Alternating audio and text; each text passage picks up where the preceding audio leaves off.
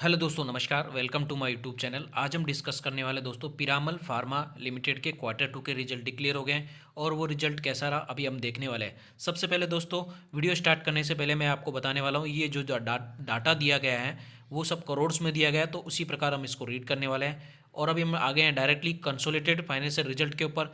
जब तक अगर आपने मेरे चैनल को सब्सक्राइब नहीं किया तो दोस्तों सब्सक्राइब कर लीजिए। तो अभी स्टार्ट करते हैं। सबसे पहले हम देखते हैं कि आपको यहाँ देखने को मिल रहा होगा दोस्तों रेवेन्यू फ्रॉम ऑपरेशंस और अदर इनकम्स। टोटल इनकम आपको यहाँ देखने को मिल रही होगी इस क्वार्टर के अंदर आपको 2109 करोड़ का। पिछले जो क्वार्टर था उसके अंदर 1992 करोड़ का, और उससे जो लास्ट ईयर का जो क्वार्टर था Q2 उसके अंदर 2302 करोड़ का आपको यहाँ पे टोटल इनकम करती हुई दिखाई दी कंपनी। अगर हम थोड़ा सा कंपैरिजन पे नज़र डालते हैं तो आपको यह देखने को मिल रहा होगा क्वार्टर ऑन क्वार्टर बेसिस थोड़ा सा गिरावट देखने को मिली है, और ईयर ऑन ईयर बेसिस बढ़त देखने को मिली है, और ईयर ऑन ईयर बेसिस पे थोड़ा सा गिरावट देखने को मिली है। अगर हम अब इसी प्रकार अगर हम टोटल एक्सपेंस की बात करते हैं तो आपको देखने को मिल रहा होगा दोस्तों एक्सपेंस के अंदर इस क्वार्टर के अंदर 2170 करोड़ का एक्सपेंस हुआ Q2 के अंदर। पिछला जो क्वार्टर था उसके अंदर 2110 करोड़ यानी कि 2110 करोड़। पिछला जो क्वार्टर था उसके अंदर ऑलमोस्ट 2200 करोड़ का आपको यहाँ पे टोटल एक्सपेंस करती हुई दिखाई दी कंपनी।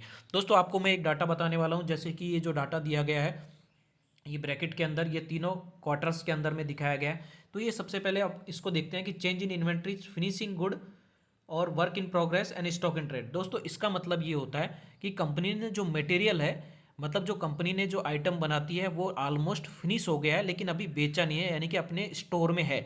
यानी कि कंपनी को कोई भी प्रोडक्ट बनाने में जितना खर्चा होना था वो खर्चा लगभग हो चुका है, बट इसको सेल नहीं कर पाई है प्रोडक्ट। जैसे ही सेल करेगी आने वाले क्वार्टर में हो सकता है या फिर उससे नेक्स्ट वाले क्वार्टर में, तो इसकी टोटल इनकम में ये ऐड हो जाएगी। इसलिए जो टोटल एक्सपेंस है उसमें से ये जो खर्चा है वो आपको यहाँ पे डिडक्ट करना पड़ा, और उसके बाद आपको ये जो डाटा है वो रियल डाटा दिखाया गया है। तो दोस्तों अभी आपको समझ में आया होगा।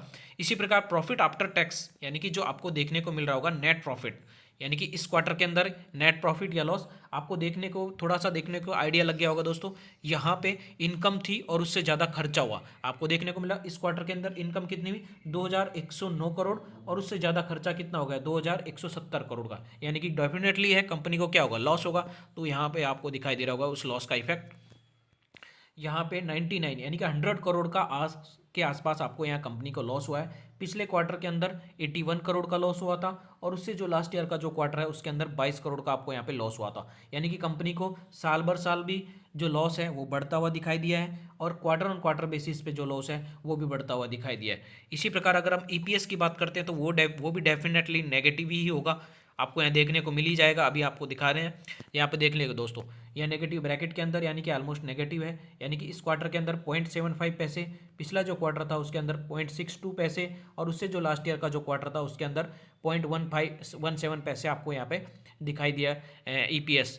यानी कि कंक्लूजन अगर दोस्तों निकालते हैं तो आपको यहाँ देखने को मिल रहा होगा कंपनी ने जो इनकम करी उसके अकॉर्डिंग खर्चे यहाँ पे थोड़े ज़्यादा हो गए हैं, तो उसकी वजह से कंपनी क्या है लॉस में चली गई है। यानी कि खर्चे हैं वो थोड़ा यहाँ पे इस बार कंपनी के थोड़े ज़्यादा खर्चे हुए करती हुई दिखाई दे रही है। तो दोस्तों अगर वीडियो अच्छी लगे तो लाइक करना और चैनल को सब्सक्राइब करना। धन्यवाद। मिलते हैं किसी नेक्स्ट वीडियो में, जब तक के लिए बाय बाय।